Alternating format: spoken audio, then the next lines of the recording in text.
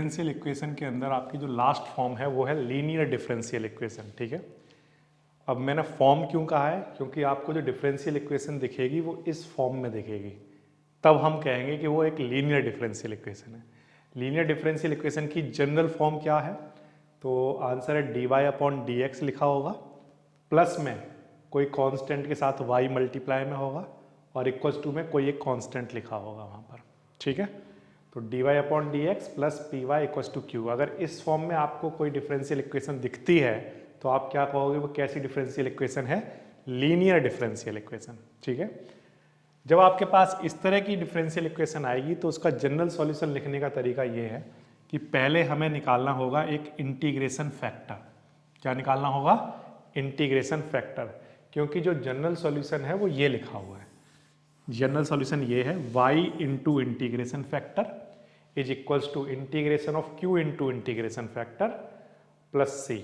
तो हमें यहाँ पर कहीं ना कहीं जनरल सॉल्यूशन लिखने के लिए इंटीग्रेशन फैक्टर की जरूरत पड़ेगी। और इंटीग्रेशन फैक्टर निकाला कैसे जाएगा, तो आंसर है e की power integration of p dx। यहाँ पर जो ये जो p लिखा हुआ है इसका इंटीग्रेशन कराना होगा आपको किसके रेस्पेक्ट में, dx के, x के रेस्पेक्ट में, ठीक है। तो मैं पहले एक क्वेश्चन लेकर आपको समझाता हूँ कि इस तरह क्वेश्चन आते हैं तो उनका जनरल सॉल्यूशन कैसे निकालते हैं इस टाइप के क्वेश्चन में। तो उसके लिए मैं क्या कर रहा हूँ, एक्सरसाइज 9.6 का क्वेश्चन नंबर 1 दिखा रहा हूँ आपको। एक्सरसाइज 9.6 और क्वेश्चन नंबर 1 देखो। जैसे बच्चों यहाँ पर लिखा हुआ है dy/dx प्लस 2y और इक्वल्स टू में क्या है, sin x। इस तरह का मान लो आपके पास कोई फंक्शन आ जाता है।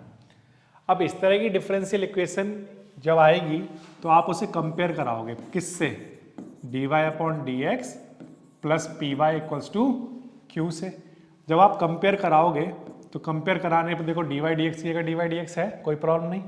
आप देखो तो p की जगह आपको क्या मिला, 2, p की वैल्यू मिल गई और q की वैल्यू मिल गई कितनी, sin x। तो सबसे पहला काम आपका ये होगा p निकालना और q निकालना। जब आप p और q निकाल लोगे उसके बाद आपको जनरल सॉल्यूशन लिखने के लिए इंटीग्रेशन फैक्टर की जरूरत पड़ेगी। और इंटीग्रेशन फैक्टर आप कैसे निकालोगे, e की power integration of p dx। p यहाँ पर क्या है, 2, ठीक है ये। अब इसको थोड़ा सॉल्व कर लो तो e ऐसे ही ठीक है, 2 का इंटीग्रेशन क्या होगा, 2x, ठीक है, ये आ जाएगा। तो e की पावर 2x, ये बच्चों हमारा क्या बन गया, इंटीग्रेशन फैक्टर। जहाँ तक बात आ गई समझ में। अब इंटीग्रेशन फैक्टर बनने के बाद अब हम इसका सॉल्यूशन लिखेंगे। सॉल्यूशन का फॉर्मूला क्या होता है, y इंटू इंटीग्रेशन फैक्टर और integration of q into integration factor, ठीक है, और किसके रेस्पेक्ट में, x के रेस्पेक्ट में प्लस c। y ऐसे ही ठीक है। इंटीग्रेशन फैक्टर का आंसर कितना आया है, e की पावर 2x। q कितना है हमारे पास, sin x, और इनटू में इंटीग्रेशन फैक्टर कितना है, e की पावर 2x और dx प्लस c। तो जब क्वेश्चन आपके सामने आएगा तो पहले p निकालोगे, q निकालोगे, इंटीग्रेशन फैक्टर निकालोगे, उसको जनरल सॉल्यूशन में पुट करोगे। अब आपका लास्ट काम ये बचा हुआ है कि यहाँ इंटीग्रेशन कराओ और अपना आंसर लिखो, ठीक है। तो y इंटू ई की पावर 2x, तो ये ऐसी ठीक है। इन दोनों में आप क्या करोगे, इन दोनों में आप इंटीग्रेशन बाई पार्ट्स करोगे, ठीक है। इंटीग्रेशन इसका बाई पार्ट्स करके मैं आपको साइड में दिखा रहा हूँ। जैसे मान लो ये मेरा i है, इंटीग्रेशन जो मुझे कराना है, sin x एंड e की पावर 2x। इसमें एक क्वांटिटी को हम क्या मानेंगे, बोलो, एक क्वांटिटी को हम मानेंगे फर्स्ट और एक को मानेंगे सेकंड। बाई पार्ट्स लगाएंगे तो आप किसको फर्स्ट किसको सेकंड मानोगे।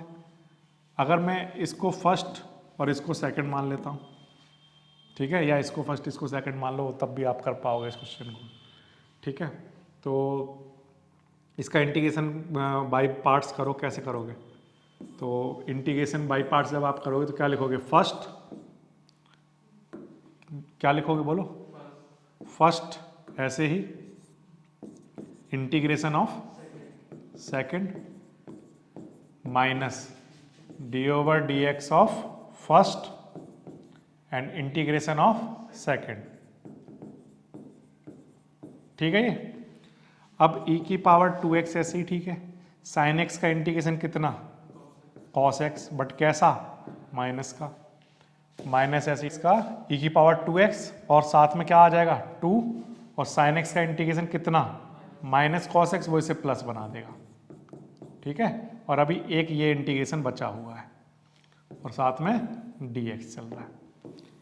बाई पार्ट्स तो आपने किया हुआ है, वही कर रहा हूँ सिंपली, माइनस e की पावर 2x और कॉस एक्स प्लस इसमें से 2 कॉमन ले लो। अब अगेन हमारे पास e की पावर 2x और cos x आ गया।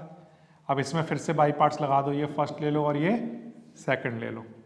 तो यहाँ पर जब मैं लगाऊंगा तो बाई पार्ट्स तो देखो क्या आएगा, first integration of second minus integration of derivative of first and integration of second. ठीक है, फिर से हमने यहाँ पर बाई पार्ट्स लगा दिया अगेन। अब इसके बाद क्या करोगे, देखो e की माइनस ई की पावर 2x cos x, ये तो ऐसे ही ठीक है, प्लस 2 ऐसे ही ठीक है, e की पावर 2x भी ऐसे ही ठीक है, cos x का इंटीग्रेशन कितना sin x, फिर माइनस e की पावर 2x का e की पावर 2x आएगा डेरिवेटिव और फिर आगे क्या आ जाएगा 2 और cos x का इंटीग्रेशन क्या sin x, और अभी इंटीग्रेशन चल रहा है यहाँ पर। ठीक है, अब इसके आगे देखो माइनस ई की पावर 2x और cos x ऐसे ही ठीक है, इस 2 का यहाँ मल्टीप्लाई करा दो, क्या आ जाएगा 2 e की पावर 2x और sin x, फिर माइनस इस 2 का यहाँ पर भी मल्टीप्लाई करा दो, 2 2 जा कितना हो जाएगा 4 और इंटीग्रेशन में क्या बचा e की power 2x sin x, e की पावर 2x और sin x इसको हम लोग क्या कहते हैं i। ठीक है, तो हम यही कर रहे हैं, ये वाला 2 जब इस 2 से मल्टीप्लाई कराया तो 4 आ गया और बाकी इस इंटीग्रेशन के साथ ये जो बची हुई क्वांटिटी है ये किसके इक्वल है i के इक्वल है। ठीक, और इधर अभी भी क्या चल रहा है i, अब ये माइनस का 4i है, इधर आएगा तो प्लस का हो जाएगा, तो कितने i हो गए इधर 5i हो गए, और ठीक है, और बाकी का माइनस का e की पावर 2x cos x, या फिर एक काम कर दो, एक काम ये कर सकते हो आप, इन दोनों में से e की पावर 2x कॉमन ले लेना। ठीक है, क्या बचेगा 2 sin x, क्या बचा 2 sin x और माइनस का क्या cos x। ठीक है, और ये 5 डिवाइड में लेकर आ जाओ, तो e की पावर 2x अपॉन 5 और 2 sin x minus cos x, ये हमारे पास इंटीग्रेशन का आंसर आया। ये जो आंसर आया है इस आंसर को उठाकर इस इंटीग्रेशन की जगह पुट कर दो, तो देखो y इंटू ई की पावर 2x तो चल ही रहा था, अब यहाँ पर जो हमारा आंसर आया है वो यहाँ पुट कर रहा हूँ, e की पावर 2x अपॉन 5 और 2 sin x minus cos x और प्लस में ये वाला c। ठीक है, ये हमारा जनरल सॉल्यूशन निकल कर आ गया। अब आप एक लास्ट काम और भी कर सकते हो, वो क्या कि यहाँ पर हम अपना आंसर कोशिश करेंगे y इक्वल्स टू समथिंग दें, तो ये जो e की पावर 2x है ये कहाँ आ जाएगा डिवाइड में, तो जब ये e की पावर 2x जब इस टर्म के डिवाइड में आया होगा तो ये e की पावर 2x कैंसिल हो गया होगा, तो बचा क्या होगा बोलो 1/5 और 2 sin x minus cos x, और जब इस c के नीचे आया होगा, ठीक है, तो e की पावर क्या बन गया होगा -2x, ये e की पावर 2x जब इसके नीचे लिखा होगा ऊपर जाएगा तो क्या हो जाएगा e की पावर -2x। समझ गए, तो हम अपना जब फाइनल आंसर देंगे ना तो y इक्वल्स टू समथिंग देंगे, ऐसा हालांकि नेसेसरी नहीं है, जरूरी नहीं है कि आप अपना आंसर ऐसे दो, लेकिन इस फॉर्म में होते हैं जनरल सॉल्यूशन जो हम देते हैं। ठीक है, तो फिर से जब भी आपके पास क्वेश्चन आएगा इस तरह से, ठीक है, तो dy अपॉन dx का क्वेश्चन है, साथ में py इक्वल्स टू q की फॉर्म है, तो आप समझ जाओगे ये लीनियर डिफरेंशियल इक्वेशन है, और लीनियर डिफरेंशियल इक्वेशन का सॉल्यूशन करने के लिए पहला स्टेप क्या होता है इंटीग्रेशन फैक्टर निकालना, फिर इंटीग्रेशन फैक्टर निकालने के बाद जो जनरल सॉल्यूशन का फॉर्मूला होता है, जो सॉल्यूशन का फॉर्मूला उस फॉर्मूले में इंटीग्रेशन फैक्टर की वैल्यू पुट करना, और थर्ड स्टेप क्या होता है उसका इंटीग्रेशन कराना, इंटीग्रेशन कराते ही आपका आंसर आ जाता है। समझ आ गई बात, इस तरह से आप कराओगे। जब इस तरह की फॉर्म आएंगी। तो मैं आपको एक क्वेश्चन और भी करके दिखाता हूँ। देखो जैसे मान लो इसी तरह की फॉर्म का एक क्वेश्चन और दिखाता हूँ। जैसे मान लो क्वेश्चन नंबर ले लेते हैं हम, हमारे पास मान लो क्वेश्चन आ जाता है क्वेश्चन नंबर 5, ठीक है। कॉस स्क्वायर एक्स और क्या है dy upon dx plus y और इक्वल टू में कितना 10x, ठीक है। इस तरह का क्वेश्चन आ गया। अब देखो ध्यान दो, डिफरेंशियल इक्वेशन लीनियर फॉर्म में लाने के लिए हमारे पास dy अपॉन dx की जो फॉर्म होती है वो ये होती है, आया ना। लेकिन उस फॉर्म के अंदर dy अपॉन dx का जो कॉफिशिएंट होता है वो हमेशा कितना होता है 1, जबकि यहाँ तो कुछ और आ रहा है। तो हमें इस डिफरेंशियल इक्वेशन को पहले इस फॉर्म में लाना पड़ेगा। इस फॉर्म में लाने के लिए हमेशा जो आपका dy बाई dx है ना, जो आपका dy बाई dx यहाँ पर है, इसको 1 बनाना पड़ेगा इसका कॉफिशिएंट। तो इसका कॉफिशिएंट 1 बनाने के लिए किससे डिवाइड करना पड़ेगा, कॉस स्क्वायर एक्स से। तो कॉस स्क्वायर एक्स से दोनों साइड डिवाइड करा दो। तो कॉस स्क्वायर एक्स से जब इसको डिवाइड कराओगे तो क्या बचा होगा बोलो, dy बाई dx, और इधर y अपॉन में क्या चल रहा होगा बोलो, कॉस स्क्वायर एक्स, और इधर tan x अपॉन में क्या चल रहा होगा बोलो, कॉस स्क्वायर एक्स। समझ आ गई बात। अब इसके बाद नेक्स्ट स्टेप में आप क्या करोगे, तो नेक्स्ट स्टेप में ये करेंगे कि dy अपॉन dx ऐसे ही, ठीक है। 1 अपॉन कॉस स्क्वायर एक्स क्या होता है, sec square x into y, और इधर भी tan x और कॉस स्क्वायर एक्स को क्या लिख सकते हैं बोलो, सेक स्क्वायर एक्स। अब बच्चों आप कंपेयर कराओ इससे, क्या ये अब कंपेयर कराया जा सकता है, तो आंसर है यस, क्योंकि अब dy बाई dx का जो कॉफिशिएंट है वो क्या बन चुका है 1। कैसे बनाना है, जो dy बाई dx के साथ लिखा हुआ है उसी से क्या कर दोगे डिवाइड करने के बाद dy dx का कॉफिशिएंट जैसे ही 1 आ जाता है तो आप कह सकते हो कि अब ये लीनियर डिफरेंशियल इक्वेशन की फॉर्म बन चुकी है। और अब आपका जो p है वो आपको क्लियरली दिखाई दे रहा होगा कितना है, देखो y की जगह तो y है, p की जगह क्या है सेक स्क्वायर एक्स, और q की जगह कितना है बोलो tan x into sec square x, ठीक है। p पता है, q पता है। अब इसके बाद क्या करोगे, नेक्स्ट स्टेप, सबसे पहला स्टेप क्या होता है, इंटीग्रेशन फैक्टर निकालना। इंटीग्रेशन फैक्टर कैसे निकालते हैं, e की power integration of p dx। अब यहां पर हमारे पास p क्या है, सेक स्क्वायर एक्स है, आया ना। तो integration of sec square x dx ये आ जाएगा, ठीक है। तो फाइनली आपका आंसर क्या बचेगा, e की पावर बोलो सेक स्क्वायर एक्स का इंटीग्रेशन कितना होता है tan x, ठीक है। सेक स्क्वायर एक्स का इंटीग्रेशन tan x ये आ जाएगा। यहां तक बात आ गई समझ में, इंटीग्रेशन फैक्टर समझ में आ गया क्या है। अब इंटीग्रेशन फैक्टर आने के बाद अब आप सॉल्यूशन लिखो इसका, y into integration factor integration of q into integration factor dx plus c, y ऐसे ही, ठीक है। इंटीग्रेशन फैक्टर की वैल्यू कितनी आई है, e की पावर tan x, अच्छा q कितना है tan x और सेक स्क्वायर एक्स, और इंटीग्रेशन फैक्टर कितना है e की पावर tan x और प्लस में क्या c, समझ आ गया। तो अब हमने इंटीग्रेशन फैक्टर निकाल चुके, सॉल्यूशन में इंटीग्रेशन फैक्टर की वैल्यू पुट कर चुके। अब हमारा नेक्स्ट स्टेप क्या है, इंटीग्रेशन करना।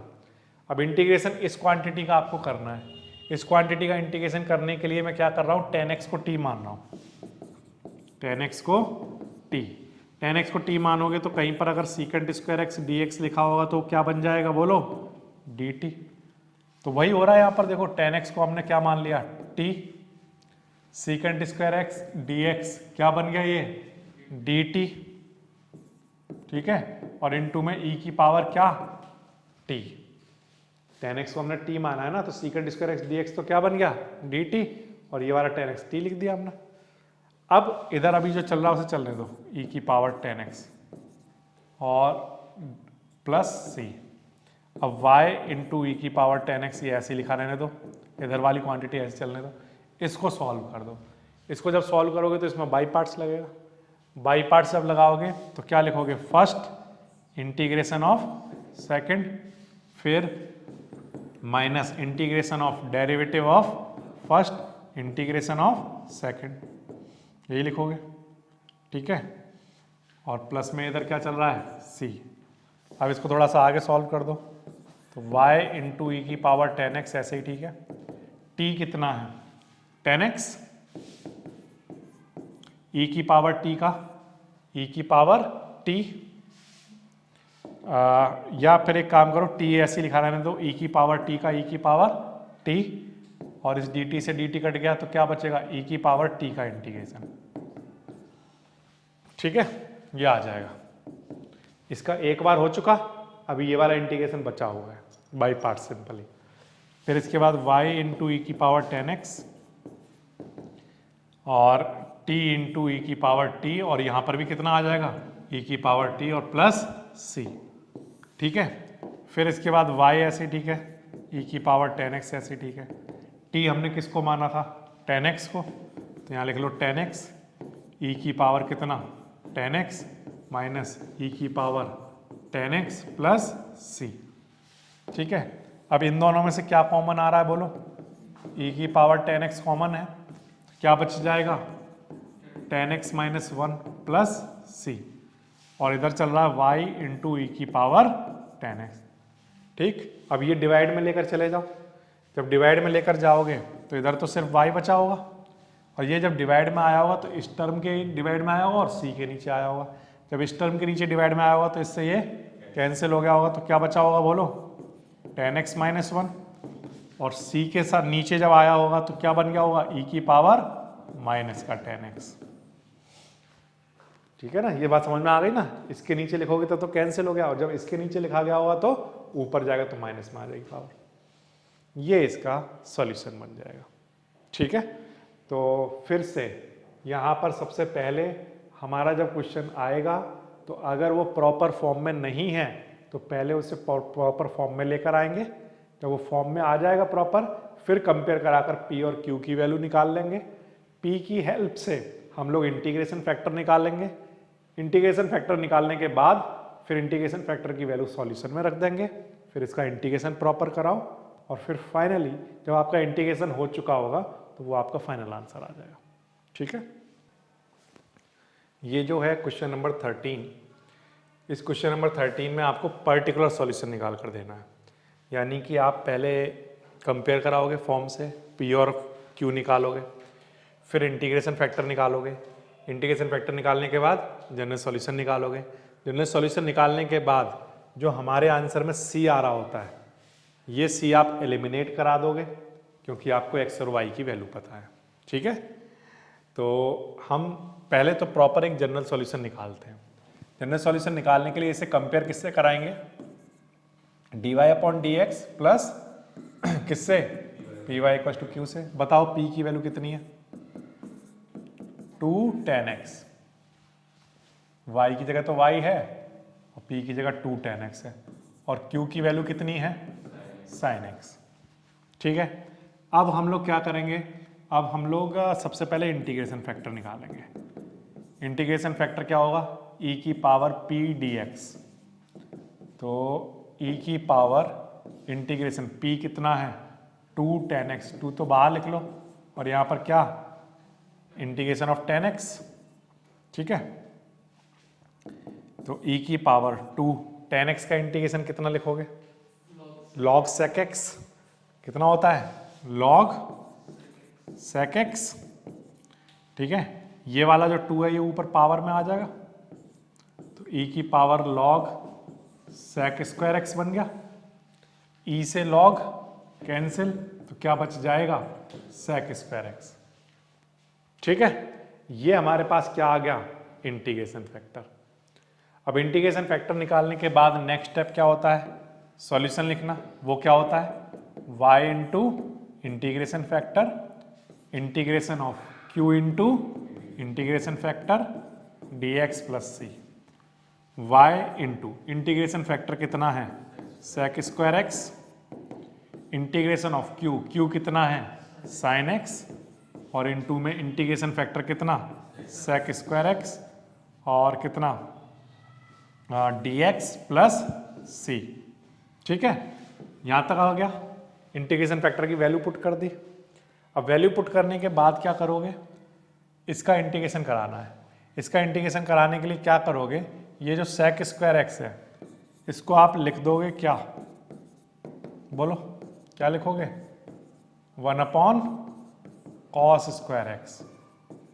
ठीक है यहां तक। अब cos x को क्या मान लोगे, बोलो t। तो यहां से cos x का डेरिवेटिव कितना आएगा, minus sine x d x equal to कितना, डी टी। ठीक है, अब साइन एक्स डी एक्स ऐसे ही ठीक है। मैं ये मान के चल रहा हूं आपका इंटीग्रेशन स्ट्रांग है, ये सिंपल से सब्स्टिट्यूशन वाला मेथड चल रहा है। साइन एक्स डी एक्स किसके इक्वल है, माइनस डी टी के। तो वही यहाँ पर कर रहा हूँ, y into secant square x, ये तो ऐसे ही ठीक है। यहाँ पर इंटीग्रेशन कराना है तो साइन एक्स डी एक्स क्या बन चुका है, माइनस का डी टी, और 1/cos x को हमने कितना माना है, t का स्क्वायर। ठीक है, अब y into sec square x ऐसे ही ठीक है। t 1/t स्क्वायर है तो इसे t की पावर -2 लिखोगे, और t की पावर -2 का इंटीग्रेशन कितना आएगा, t की पावर -2 + 1/-2 + 1। ठीक है, अब इसके बाद क्या करोगे, बोलो y into sec square x ऐसे ही ठीक है, माइनस ये कितना बनेगा, नीचे कितना बनेगा -1, वो इसे क्या बना देगा प्लस, और ये कितना बचेगा t की पावर -1 जिसको हम 1/t लिख सकते हैं, और 1/t हमने किसको माना है, cos x को, प्लस c, ये आ जाएगा बेसिकली। ठीक है, ये बच्चों हमारे पास आ गई फर्स्ट इक्वेशन। ठीक है, जनरल सॉल्यूशन निकल कर आ गया। अब हमें पर्टिकुलर सॉल्यूशन देना है। पर्टिकुलर सॉल्यूशन निकालने के लिए उसने कहा क्वेश्चन में y = 0 और x = π/3 लेकर चलो, तो मैं यही कर रहा हूँ। पर्टिकुलर सॉल्यूशन निकालने के लिए y = 0 और x = कितना, π/3। तो y की वैल्यू यहाँ 0 रखो, सेक स्क्वायर x की वैल्यू π/3, 1/cos x की वैल्यू π/3 + c। अब ये वाला पार्ट तो 0 हो गया पूरा। ठीक है, 1/cos π/3, cos π/3 की वैल्यू कितनी होती है, 1/2, 1/2 आएगा नीचे, वो 2 ऊपर चला जाएगा। ठीक है, तो 2 + c, और 2 इधर आएगा तो कैसा हो जाएगा, माइनस का। तो हमारे पास c की वैल्यू निकल कर आ गई कितनी, -2। ये c की वैल्यू यहाँ पुट कर दो तो पर्टिकुलर सॉल्यूशन हो गया। तो वही कर रहा हूँ मैं यहाँ पर। ये जो मेरा जनरल सॉल्यूशन था y into sec square x, और 1/cos x को चाहो तो क्या लिख लेना, बोलो sec x, 1/cos x sec x, और c की वैल्यू कितनी, -2, ये आ जाएगा। अब आप चाहो तो ये कर सकते हो, इस सीकेंट स्क्वायर एक्स को डिवाइड में ले आ सकते हो। अगर आप डिवाइड में लेकर जाते हो तो इसके नीचे अलग आएगा, इसके नीचे अलग आएगा, तो एक sec x बच जाएगा नीचे, हाँ या ना बोलो, और इस 2 के नीचे भी सीकेंट स्क्वायर एक्स आ रहा होगा। हाँ, जब ये इसके नीचे गया होगा तो एक कट गया होगा, और जब इसके नीचे आएगा तो ये कंप्लीट स्क्वायर चल रहा होगा। अब इसके बाद क्या करोगे, 1/sec x को हम लोग क्या लिख सकते हैं, बोलो cos x, और -2 1/sec स्क्वायर x को हम लोग क्या लिख सकते हैं, cos स्क्वायर x। अब आगे सॉल्व करने के लिए आप कितना भी सॉल्व कर सकते हो, चाहो तो अपना आंसर यहाँ छोड़ सकते हो, या कुछ कॉमन लेकर लिखना चाहो, जैसे cos x कॉमन लिख लिया, और 1 माइनस में क्या 2 cos x, ऐसे लिखना चाहो ऐसे लिख सकते हो, या अपना फाइनल आंसर यहाँ पर भी छोड़ सकते हो। ठीक है, तो पर्टिकुलर सॉल्यूशन और जनरल सॉल्यूशन में कोई डिफरेंस नहीं है। जनरल सॉल्यूशन आपको जैसे करना है वैसे करोगे ही। सबसे पहले क्या करोगे, कंपेयर कराओगे, p निकाल लोगे, q निकाल लोगे, फिर इंटीग्रेशन फैक्टर निकाल लोगे। इंटीग्रेशन फैक्टर निकालने के बाद जनरल इंटीग्रेशन कराओगे, मतलब इंटीग्रेशन फैक्टर की वैल्यू पुट करोगे, और पुट करने के बाद इंटीग्रेशन कराओगे। इंटीग्रेशन कराने के बाद सिर्फ हमें x और y की वैल्यू दे होती हैं क्वेश्चन में, उनको पुट करके हमें c की वैल्यू निकालनी होती है, वो हम उसको इक्वेशन में वापस से पुट कर देते हैं c की वैल्यू। तो वही सॉल्यूशन अब क्या कहलाने लगता है, पर्टिकुलर सॉल्यूशन। ये आपका आंसर निकल कर आ जाता है। जब आप एक्सरसाइज 9.6 को करोगे तो कई बार ऐसा होगा, जरूरी नहीं है कि वहाँ dy/dx लिखा हो, वहाँ पर क्या हो सकता है, dx/dy। तो dx/dy लिखा हो तो यहाँ पर px आएगा और यहाँ q आएगा, बाकी सब कुछ वैसा ही रहना है, कुछ चेंज नहीं होना है। केवल ये ध्यान रखना पड़ेगा जब हम फॉर्म को कंपेयर करा रहे हैं कि वहाँ पर dy/dx है। अगर dy/dx है तो यहाँ पर p के साथ में क्या आएगा बोलो, y। समझ आ गई बात, y आएगा।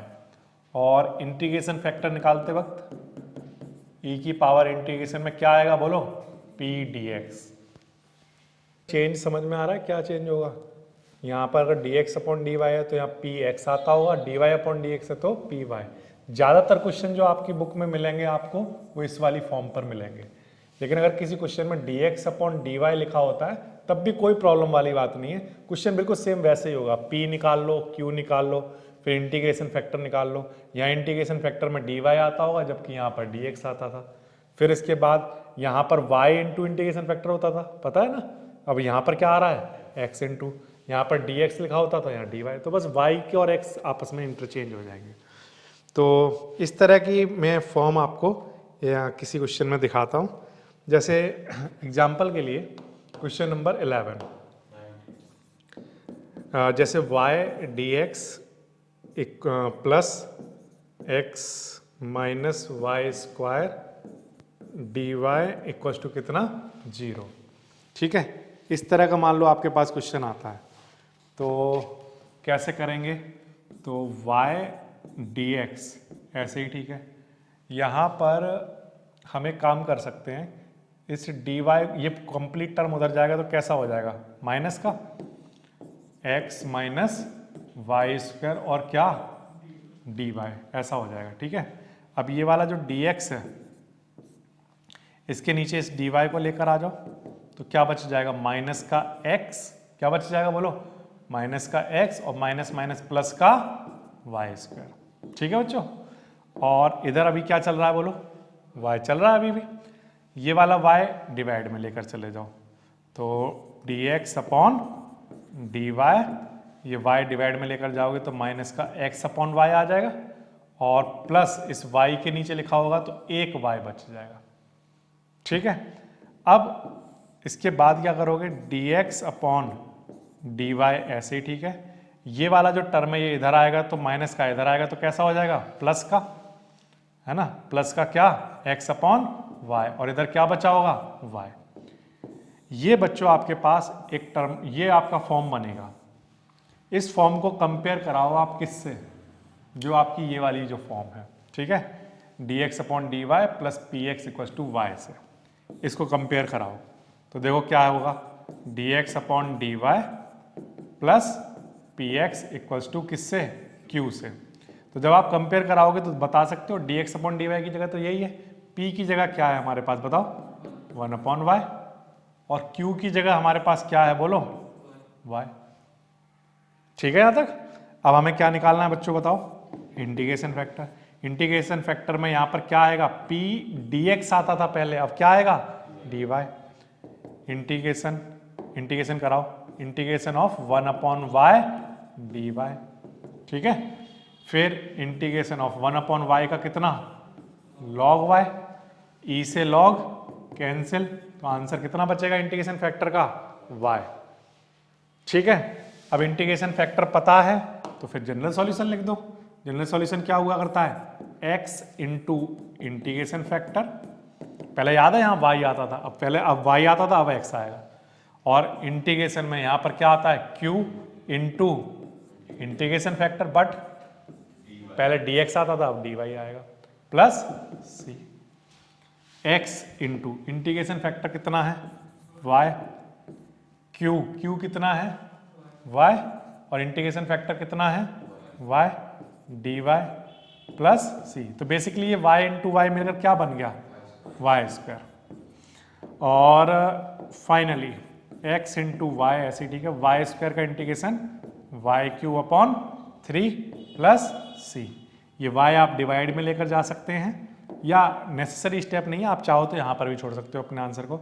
अगर मैं डिवाइड में लेकर जाता तो क्या होता, तो आंसर है x इक्वल्स टू, यहाँ पर क्या बचता, y²/3, एक y कट जाता, और ये y इसके नीचे आता तो क्या आ जाता, c⁻1, c इंटू y⁻1। ठीक है, तो ये y आप डिवाइड में लेकर जा सकते हो और इस तरह से अपने आंसर को दे सकते हो। ठीक है। तो देखो कई बार जब क्वेश्चन आएगा ना आपके पास, तो क्वेश्चन में हो सकता है डायरेक्टली आपको ऐसी फॉर्म ना दे रखी हो dy अपॉन dx इस टाइप की।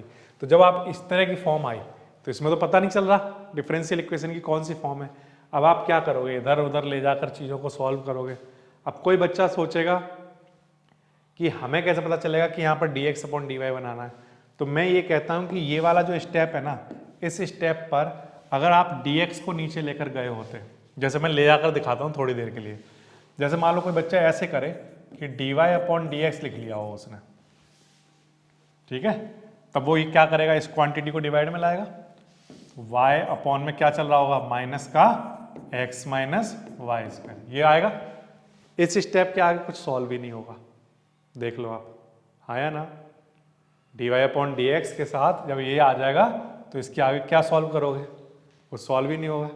लेकिन अगर हम ऐसा नहीं करते हैं, हम क्या करते हैं, dy को नीचे ले आते हैं और y को डिवाइड में लेकर आते हैं, तो अब हमारे यहाँ पर फॉर्म बन जाएगी। तो आप इस क्वेश्चन में अगर ये dx अपॉन dy बनना है तो वो वही बनेगा। ऐसा है नहीं कि आप किसी भी क्वेश्चन में आप dy dx चाहो तो dy dx बना लो, dx अपॉन dy बनाओ, ऐसा नहीं है। जो बनना है वही बनेगा जब आप सॉल्व कर रहे होगे तो, ठीक है। तो जब आपको दिखेगा कि यहाँ पर dx अपॉन dy बना है तो आप इसे कंपेयर भी इसकी जनरल फॉर्म से कराओगे, है ना। इसकी जनरल फॉर्म क्लियर है ना आपको, कौन सी है इसकी जनरल फॉर्म, क्या है, dx upon dy plus px equal to q। जबकि इससे पहले जब हमारे पास जब फॉर्म आ रही थी तो हम उसे किससे कंपेयर करा रहे थे, dy upon dx plus py equal to q, ठीक है। तो अकॉर्डिंगली आपको कराना है जैसा भी आपके पास क्वेश्चन होगा। ये जो क्वेश्चन नंबर 19 है, ये भी आप अगर देखोगे तो dx अपॉन dy की फॉर्म ही दे रखी है आपको, ठीक है। तो लेकिन इसका कोफिशिएंट 1 होना चाहिए। तो इसका कोफिशिएंट 1 बनाना हो तो बताओ क्या करना पड़ेगा हमें, जो ये टर्म है उसी से डिवाइड करा दो। तो 1 माइनस वाई स्क्वायर से बोथ साइड डिवाइड करा रहा हूँ, तो क्या आ जाएगा इधर y upon 1 minus y square into x, और इधर ay upon 1 minus y square. अब इसे कंपेयर कराओ किससे, dx upon dy px equals to q से, इससे कंपेयर कराओ।